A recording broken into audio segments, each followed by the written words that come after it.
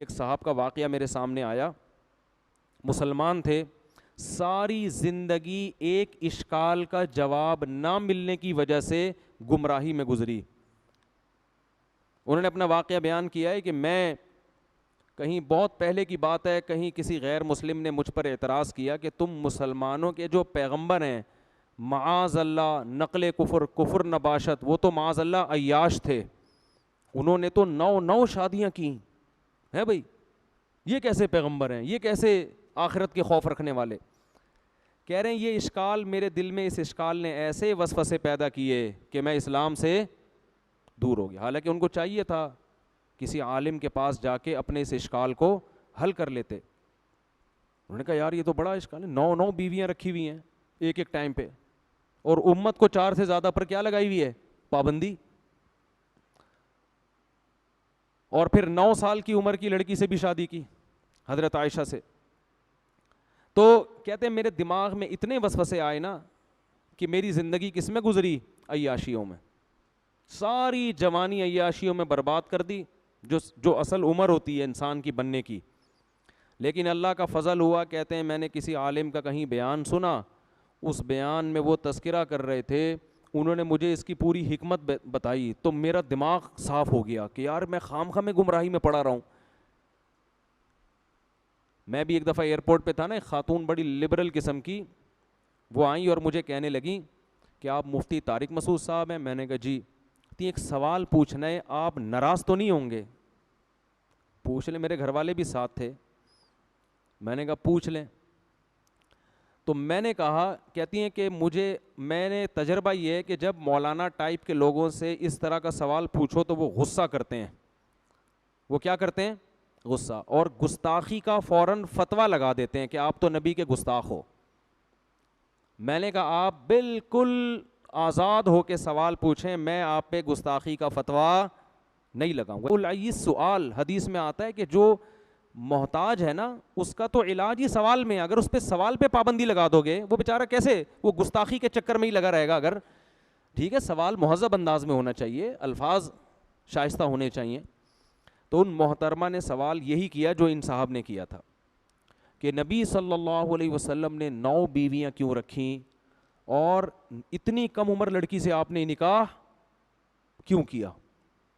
کہہ رہی یہ سوال میرے دماغ میں پک پک کے نا مجھے اسلام سے سوال نے دور کر دیا۔ میں نے ان سے کہا مجھے ایک بات بتائیں، اگر نبی صلی اللہ علیہ وسلم نے یہ کام معاذ اللہ عیاشی کے لیے کیا ہوتا تو عیاشی کی عمر 50 سال ہوتی ہے یا 25 سال؟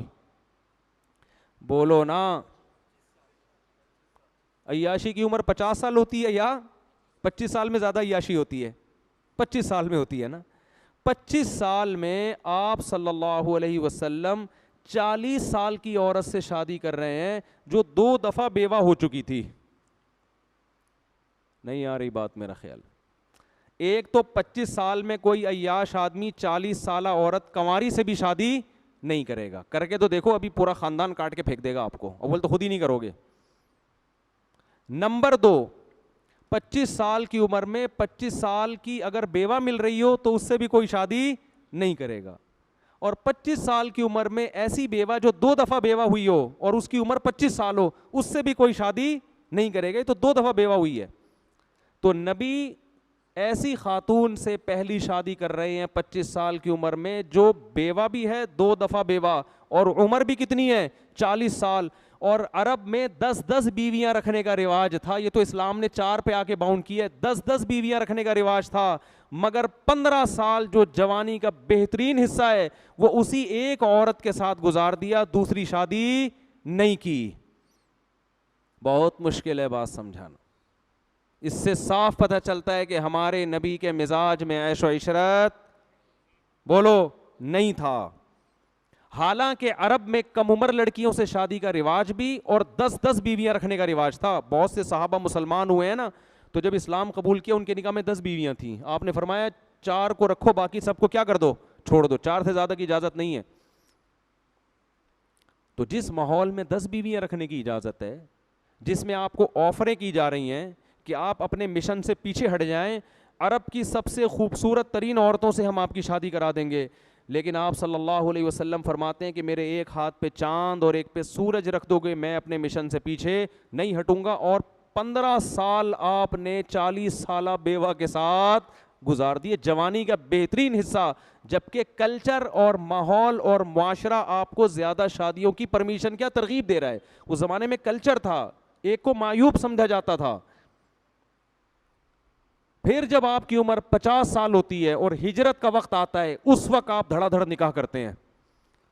یہ صاف بتانے کے لیے کہ آپ نے جو اتنی بیویاں رکھیں یہ اپنے مزاج یا معاذ اللہ عیش کی وجہ سے نہیں, بلکہ اسلام کے حکم کی وجہ سے, کیونکہ اسلام کے احکام نبوت کے بعد اور ہجرت کے بعد آنا شروع ہوئے ہیں. ہجرت سے پہلے اسلام کے تفصیلی احکام نہیں آئے تھے. بات آ رہی ہے سمجھ میں؟ اور پھر ان 9 بیویوں میں بھی صرف ایک کنواری ہیں, باقی 8 کیا ہیں؟ طلاق یافتہ اور بیوہ. جبکہ عرب کا کلچر اجازت دے رہا ہے 10 بیویاں رکھنے کی بھی, تو آپ نے 9 رکھی, وہ بھی 50 سال کے بعد. اور امی عائشہ رضی اللہ تعالی عنہا فرماتی ہیں مجھے کسی سوکن پہ حسد نہیں, رشک نہیں آتا تھا مجھے اپنی کسی سوکن پہ, کیونکہ مجھے پتا تھا نبی کو سب سے زیادہ محبت کس سے ہے؟ مجھ سے. فرمایا مجھے اگر آتا تھا نا تو خدیجہ پہ آتا تھا, 40 سالہ بیوہ پہ ہیں بھائی, جن کا انتقال ہو چکا تھا. نبی موت کے بعد بھی ان کو یاد رکھتے تھے. ایک دن امی عائشہ نے فرمایا یا رسول اللہ بڈھی عورت سرخ جبڑوں والی, آپ اسے کیوں سوچتے ہو, اسے کیوں یاد رکھا ہے آپ نے؟ آپ صلی اللہ علیہ وسلم کو غصہ آ گیا. تو جو عیش پرست ہوتا ہے وہ اپنی بوڑھی بیوی کو یاد رکھتا ہے؟ بولو ہے بھائی, وہ کبھی یاد نہیں رکھتا. امی عائشہ فرماتی مجھے اگر غیرت آتی تھی نا, غیرت جیسے عورت میں ہوتا ہے نا کہ بھائی, تو وہ قسط پہ آتی تھی.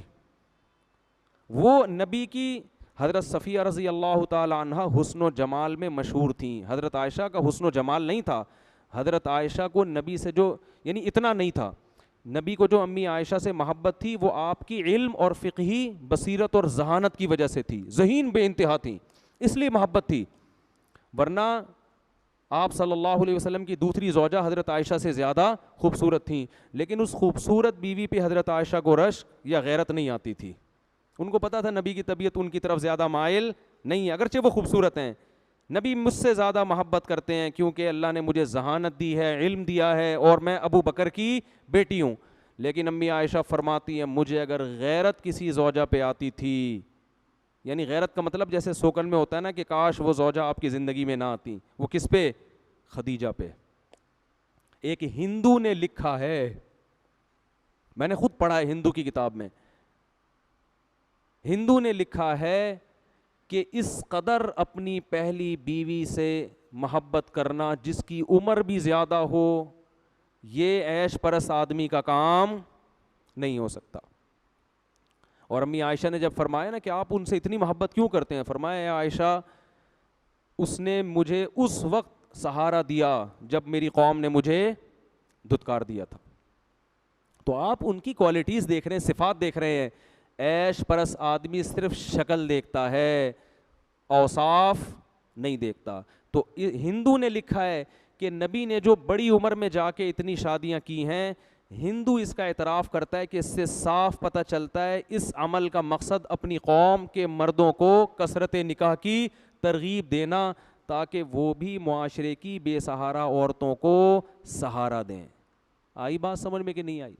تو خیر, اور رہا یہ مسئلہ کہ امت کو تو 4 اور خود زیادہ, تو دیکھو اگر آپ صلی اللہ علیہ وسلم معاذ اللہ نقل کفر نباشت آپ کی طبیعت میں عیش ہوتا, تو عیش پرست آدمی خود بھی عیاشی کرتا ہے, دوسروں کو بھی عیاشی کی اجازت بولو دیتا ہے. وہ دوسروں کے لیے سخت قانون تھوڑی بنائے گا, وہ کہے گا بھائی جب میں 9 رکھ رہا ہوں تم 10 رکھو, کیونکہ اس پہ تو انگلی بھی اٹھے گی نا کہ آپ ہمارے لیے کیوں کر رہے ہیں کم. تو اس سے پتہ چلتا ہے کہ نبی صلی اللہ علیہ وسلم کو اللہ نے جو اجازت دی تھی ایک سے زیادہ عورتیں رکھنے کی, اس میں حکمتیں اور مصلحتیں تھیں, اور امت پر 4 سے زیادہ کی پابندی اس لیے لگائی کہ قیامت تک اب قانون بنایا جا رہا ہے, اس قانون میں اگر آپ کو 4 سے زیادہ کی اجازت دے دی تو مالدار لوگ 15 20 رکھ لیں گے, غریبوں کے حصے میں ایک بھی. بولو عورتیں اتنی تھوڑی پیدا ہو رہی ہیں, اتنی تھوڑی عورتیں کوئی برساتی مینڈکوں کی طرح پیدا ہو رہی ہیں، دھڑ دھڑ 10 رکھو، 20 ادھر کر دو، 40 ادھر کر دو. اس کا نتیجہ یہ نکلتا کہ غریب عورت اکثر مالدار کو ترجیح دیتی ہے. کروڑ پتی لوگ 10 بھی رکھتے، وہ کیا کرتے، 10 بنگلے بنا کے دے دیتے، غریب عورتوں چلی جاتی. اور جو بیچارہ معاشرے کا غریب آدمی ہے، ان میں آدھے سے زیادہ لوگ گٹر کے ڈھکنوں پہ بیٹھ کے گزارا کرتے. تو اسلام نے کہا کہ بھائی 4 سے زیادہ نہیں. سمجھ رہے ہو؟ کیونکہ عورتیں ایک حساب سے پیدا ہوتی ہے نا. تو یہ بہت ساری مسئلے تھے اس میں. تو وہ صاحب جو پوری زندگی ان کی جوانی برباد ہوئی، گناہوں میں گزری، آخر میں ان کو اس اشکال کا جواب ملا. کہتے ہیں میں اتنا رویا جب مجھے جواب ملا. میں نے کہا اتنی پاکیزہ سیرت آپ صلی اللہ علیہ وسلم کی، اور میں نے ساری زندگی اس وسوسے میں برباد کر دی. تو غیر مسلم اسی